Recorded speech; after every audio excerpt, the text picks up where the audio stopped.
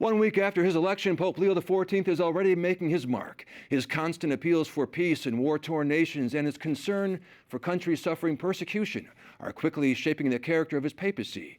EWTN Vatican journalist Valentina De Donato has more.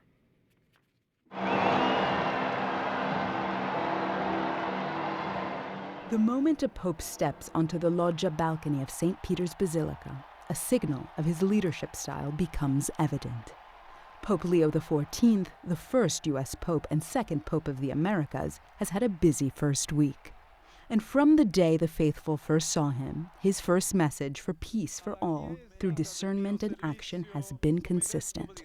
This message has continued every day in a practical and direct style.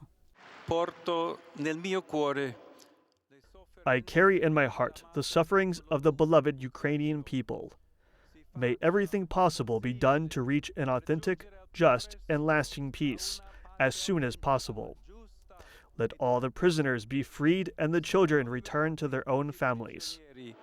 I bambini possano tornare alle proprie famiglie. The Pope's first call with a political leader was with Ukrainian President Zelensky, after which the president posted on X to thank His Holiness for his support of Ukraine and all of our people. Zelensky also invited Pope Leo to visit the country on an apostolic trip. On Monday, Pope Leo XIV spoke to journalists about the importance of communicating truth and how informing people is also an integral part of obtaining peace, reminding journalists, blessed are the peacemakers. La pace comincia da ognuno di noi.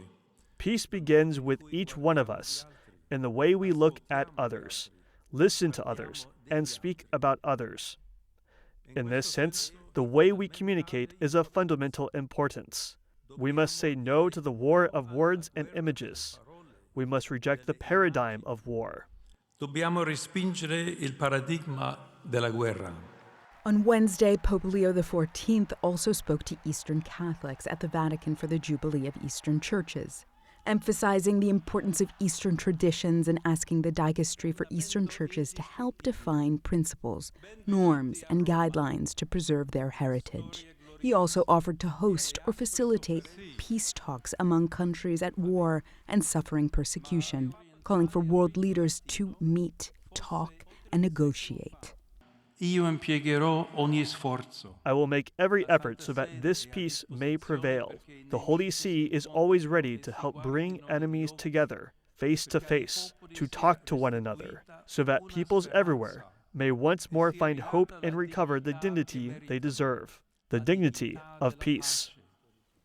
Pope Leo also met privately with his Beatitude, Major Archbishop Sviatoslav Shevchuk of Kiev, head of the Ukrainian Greek Catholic Church.